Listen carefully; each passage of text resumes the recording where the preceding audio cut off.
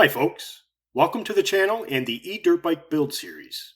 In the first episode, I talked about the bike design and bench tested the powertrain kit that was generously provided for this project by Golden Motors. You can find links to both the video and the powertrain kit in the description of this video. In episode 2, I showed you how I built the chassis from 1-inch steel dome tubing using a tube bender and laser welder. And in episode 3, I built the 2-stage jackshaft transmission with custom sprockets that I made with my desktop CNC machine.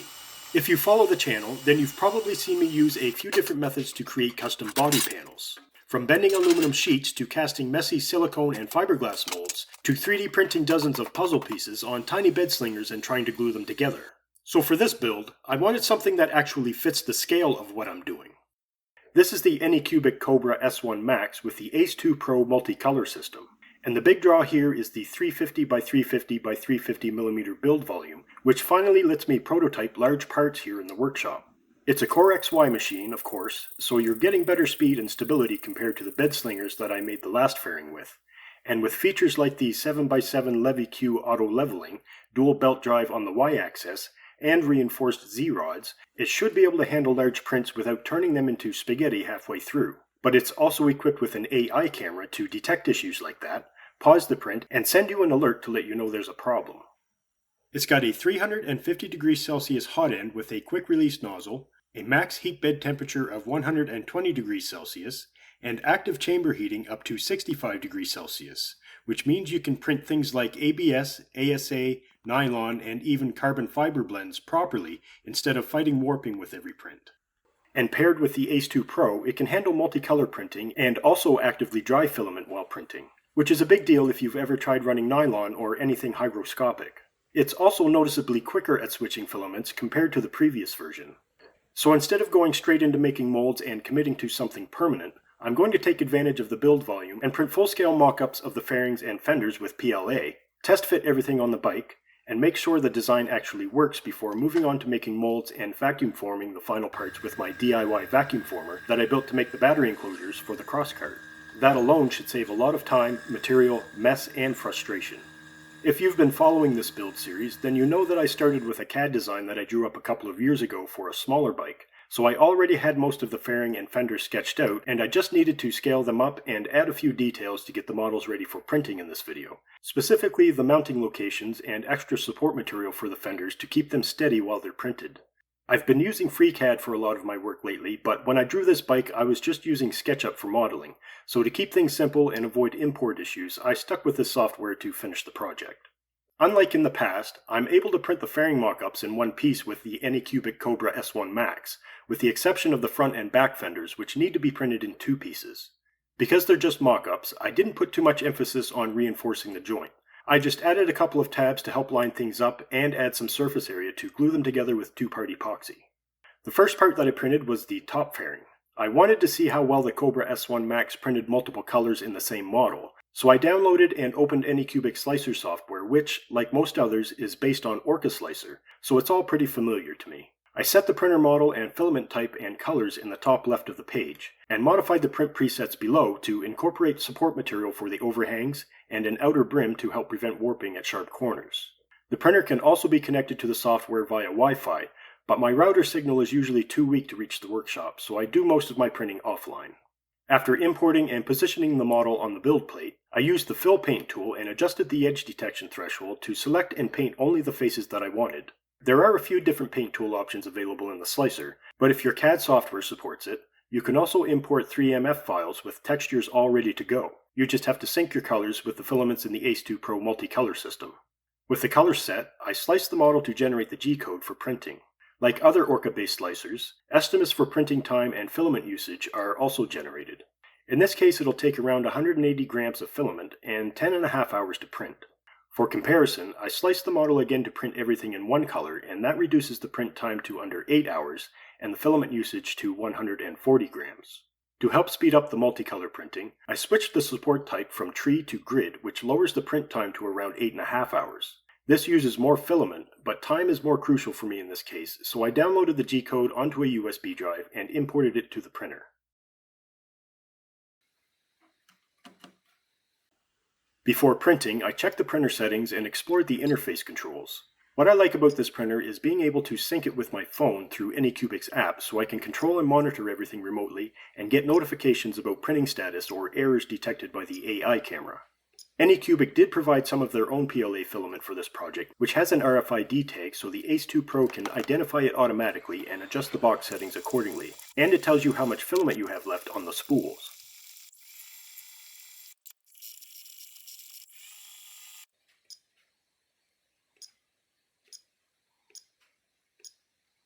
With the machine ready to go, I opened the print file on the USB drive and made sure that the bed leveling was enabled and the filament colors were synced before starting the print.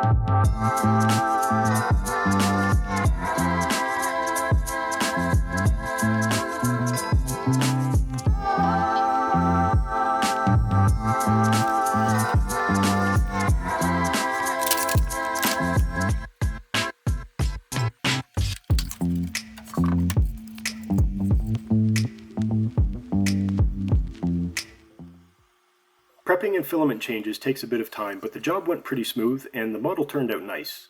I don't see any color bleeding, warping, or extrusion issues. The print layers are really noticeable because of the extreme angle of the model surfaces and its orientation on the build platform. I could have turned it 90 degrees vertically to make the layers almost invisible, but that would have added hundreds of more filament changes and hours to the print time, which didn't make much sense for a mock-up.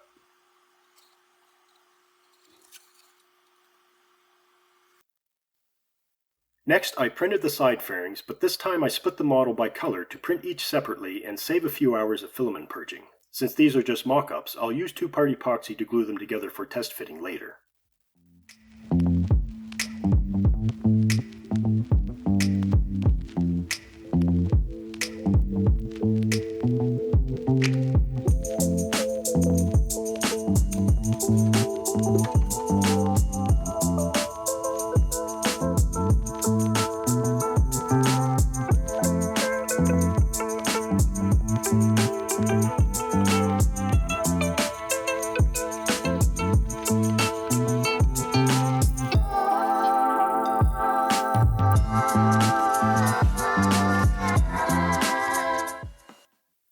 Finally, I printed the front and back fenders. Again, even though this machine has a massive print volume for a desktop printer, it's not quite enough to print full-length fenders in one piece, so I had to split them in two.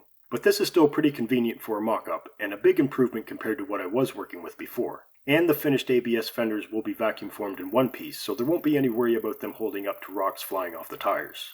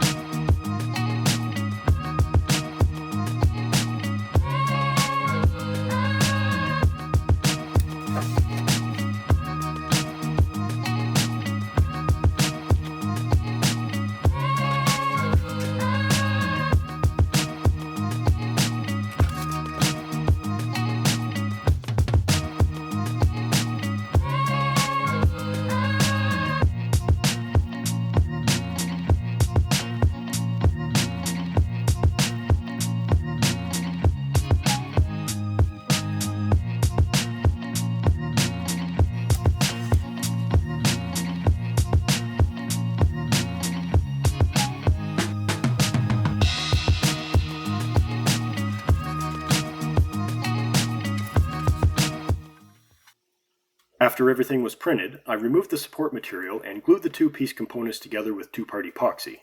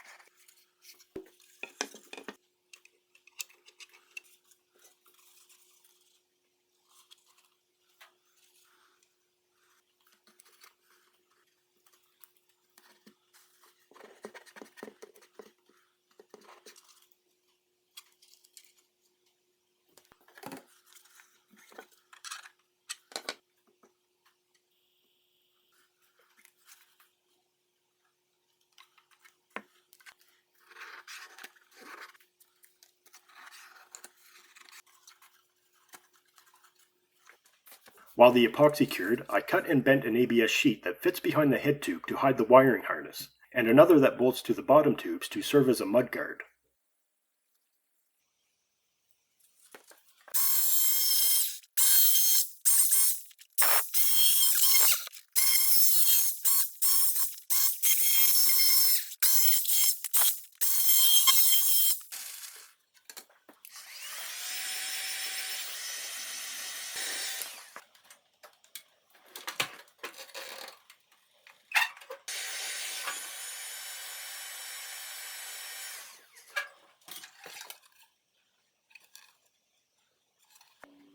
After the epoxy cured, I went ahead and installed the mock-ups on the bike.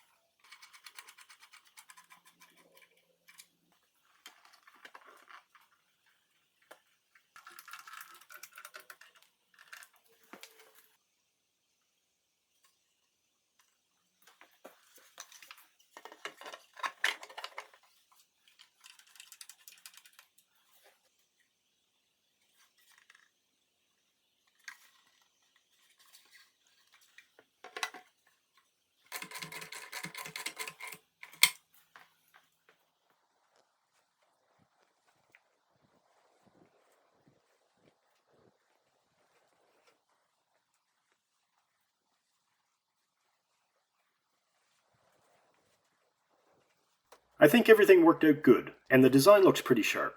I could add a bit more plastic to the subframe, but I kind of like the minimalist, mechanical look too. I haven't settled on a color scheme yet, so feel free to post your recommendations in the comments below. As I mentioned earlier, the next step will be to make some molds and use them to vacuum form the final parts from ABS sheet for strength and easy replacement if needed. So I'll probably end up painting the parts or wrapping them in vinyl. Let me know what you think in the comments.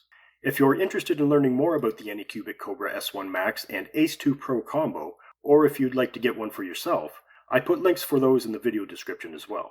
In the next video, we're finally going to build the rack that I've been teasing for testing and pre-balancing the cells for the dirt bike battery. The rack is finished now, and I just have to finish editing the video, so keep an eye out for that one next week. Until then, thanks for watching and take care.